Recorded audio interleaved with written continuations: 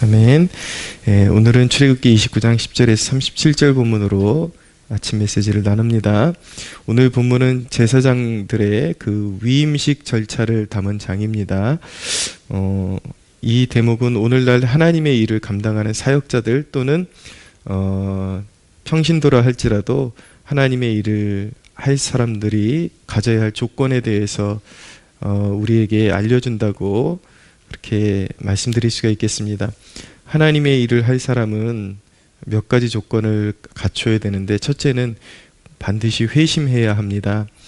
10절 이하에 보면은 속죄제를 드리는 그런 대목이 나오죠. 근데 10절 하반절에 보면은 그 송아지의 머리에 안수하라, 이제 제사장이 될 사람들을 말하는 것이죠. 안수하라라고 말씀하고 있는데, 이 제물에 안수한다라는 것은 나의 죄를 이 제물에게 전가시킨다라는, 내가 받아야 될 죄를 이 제물이 대신 받는다라는 뜻을 가지고 있는 것입니다. 생각나는 거 있으시죠? 우리를 위해서 저주를 대신 받으신 예수 그리스도의 사역을 구약 성경 곳곳에 그렇게 예표적으로 하나님께서 이렇게 담아 놓으신 것입니다. 그래서 구약은 오실 메시아에 관한 말씀이니까 앞으로 메시아가 오시면 어떤 사명을 감당할 것이다를 구약 성경 곳곳에 이렇게 다 담아 놓으신 것이죠.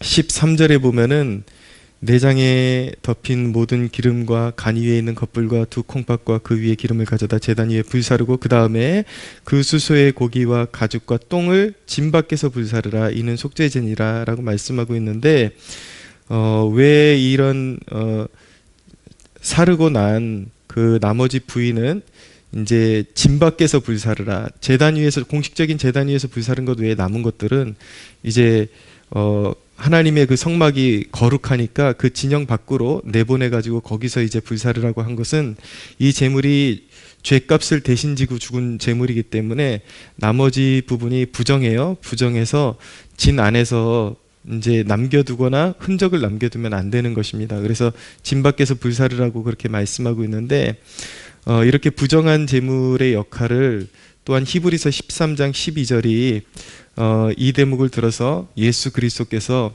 우리의 죄의 짐을 지시고 그렇게 부정한 존재처럼 영문 밖에서 그 십자가를 지셨다라는 표현을 쓰고 있는데, 바로 예수님께서 이렇게 정말 부정한 그런 제물처럼 그렇게 취급을 받고 우리의 죄짐을 지고 그렇게 영문 밖에서 죽으셨다라는 것을 성경이 말씀하고 있습니다.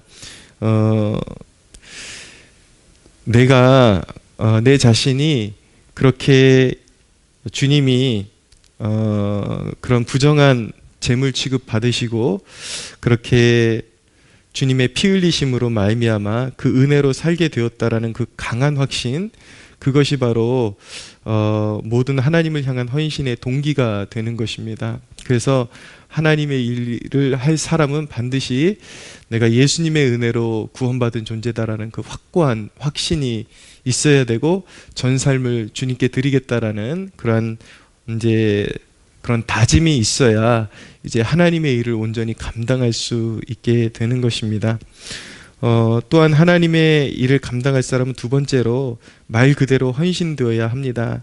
18절 이하에 보면 이제 번제를 드리는 대목이 나오는데, 이 위임식을 하면서 몇 번의 제사를 거듭거듭 드리는 거예요. 7일 동안 속죄제를 드리고 번제를 드리고 그 다음에 화목제를 드리게 되는데, 번제는 그 말 자체는 올라간다라는 뜻을 가지고 있습니다. 번제라는 그 용어 자체가 히브리어를 해석했을 때 올라간다라는 뜻을 가지고 있습니다.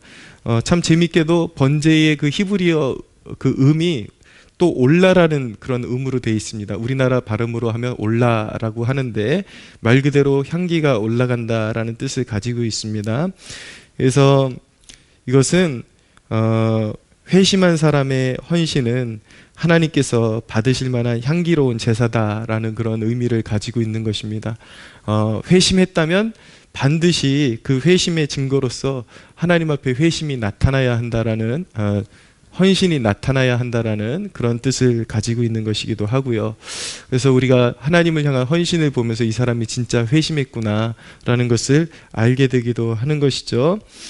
중요한 것은, 분명한 것은 우리가 회심했다면 말 그대로 우리의 전 삶이 하나님께 헌신되어야 한다라는 것을 의미하는 것입니다.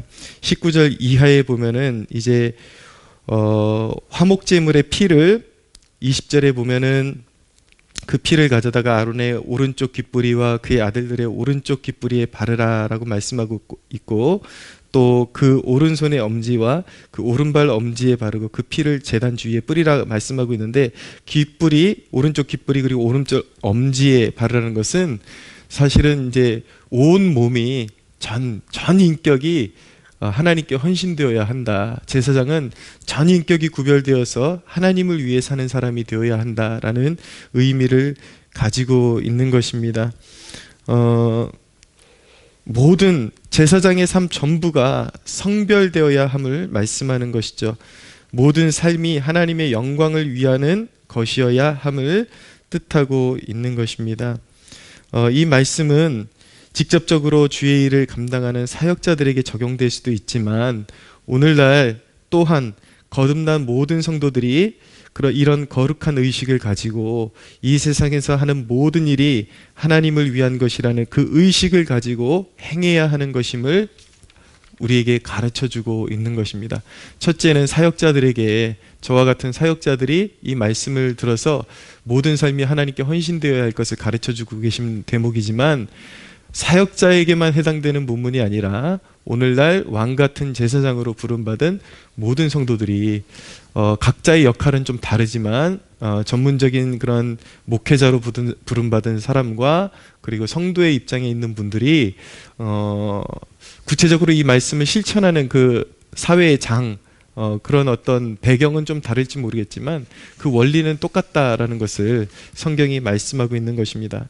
반드시 회심의 증거가 있어야 되고, 그리고 회심했다면 말 그대로 하나님 앞에 온전히 헌신되어서 머리끝부터 발끝까지 세상으로부터 성별되어서 모든 일을 하나부터 열까지 하나님의 영광을 위해 하는 사람이 되어야 하나님께서 그의 헌신을 기쁘게 받으시고 그에게 하늘의 복을 허락하신다라는 것을 가르쳐주고 있는 것입니다.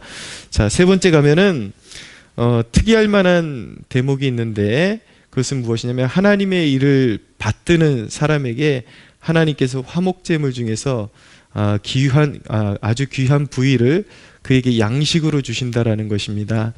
25절 그리고 26절, 27절에 나타나고 있는 건데, 순양의 가슴, 넓적다리 이런 부분들을 요제로 이렇게 흔들어서 하나님 앞에 드렸다가 이제 제사장들을 위한 양식으로 그렇게 하나님께서 허락하신다라는 것을 보여주고 있습니다.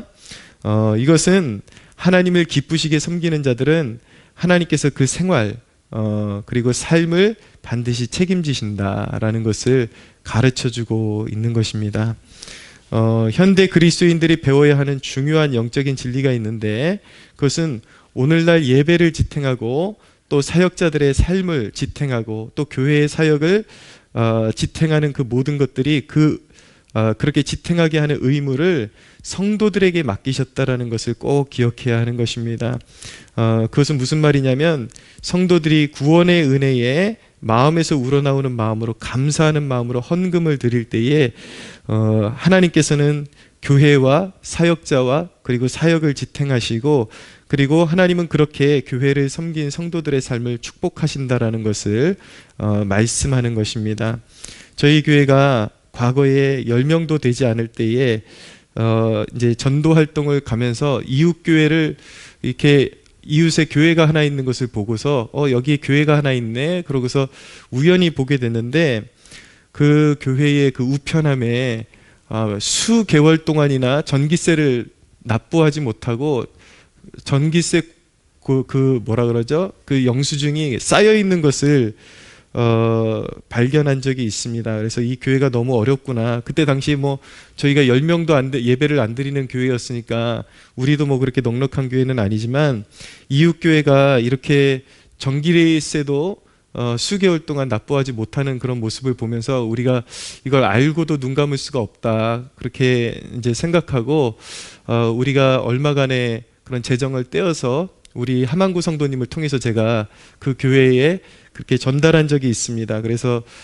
전기세라도 좀 보태고 싶다, 그래서 저희가 전달한 적이 있는데, 근데 제가 좀 전달한 이후에 좀 충격적인 그런 이야기를 들은 적이 있어요. 당시에 그 교회를 후원한 우리 교회가 10명도 예배를 안 드리는 교회였는데, 그 교회는 청년들이 50명이 넘는 교회, 그것도 그냥 제적이 아니라 실제적으로 매 주일날 모이는 인원이 최소한 청년들만 50명 이상이 되는 교회라는 것을 제가 알고 굉장히 충격을 받은 적이 있습니다. 대부분의 교회들이 청년들은 그냥 교회에서 주는 거 받아 먹어야지, 그리고 무럭무럭 커야지, 뭐 헌금 같은 거 낼 필요 없다, 이런 식으로 이런 사상을 가지고 생각을 가지고 가르치기 때문에 오히려 청년들을 복되게, 하나님 앞에서 복되게 헌신하는 법을 가르치는 것이 아니라 하나님 앞에 복을 받지 못하게 그렇게 방치하는 그런 경우들이 있다라는 것이죠. 50명이면 작은 교회가 충분히 유지되고도 남을 인원인데, 성도들이 하나님 앞에 제대로 헌금을 드리는 것을 배운 적이 없다라는 것이, 그것은 하나님 앞에 절대로 축복이 될 수 없는 것입니다. 생각해 보십시오. 예수님이 나의 구원이라고 고백하고 말씀대로 살겠다라고 그렇게 나름대로 몸부림치는 사람들이 모여서 교회를 이루고 있는데, 자기의 은혜의 밥그릇이 되는 교회를 방치하는 태도가 성도들에게 복이 될 수 있겠습니까? 현대 그리스도인들은 성향이 사회적인 이슈들, 그 동성애를 반대하고 사회적으로 뭔가 커 보이는 그런 죄악들에 대해서 반대하는 것으로 자신을 상대적으로 굉장히 의롭다고 착각하는 경향이 있습니다. 그런데 여러분, 교회를 살피지 않고 대외적으로 그렇게 그런 일에 목소리만 내는 것이 과연 진정으로 하나님께 기쁨이 될 것인가?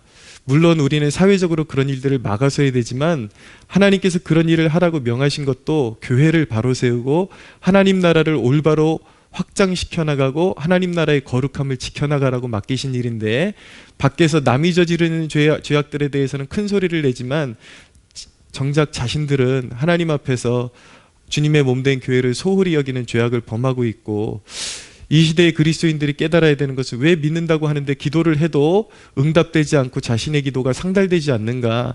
다 여기에 관련 밀접하게 연관이 되어 있는 것입니다. 주님의 몸된 교회를 한번 마음을 다해서 섬기지도 않고 제대로 섬기지도 않으면서 하나님의 요구사항은 귓등으로 듣고 교회의 소중함도 알지 못하고 주님의 몸을 섬기지도 못하면서 하나님 앞에 하나님의 말씀대로 살겠다, 이게 다 말장난인 것이죠. 그리고 그런 마음으로 하나님이 요구하시는 것은 소홀히 여기고, 또 자기 기도는 응답받고 싶어서 기도하는 것이 어떻게 하나님 앞에 상달되고 기도가 응답될 수가 있겠습니까?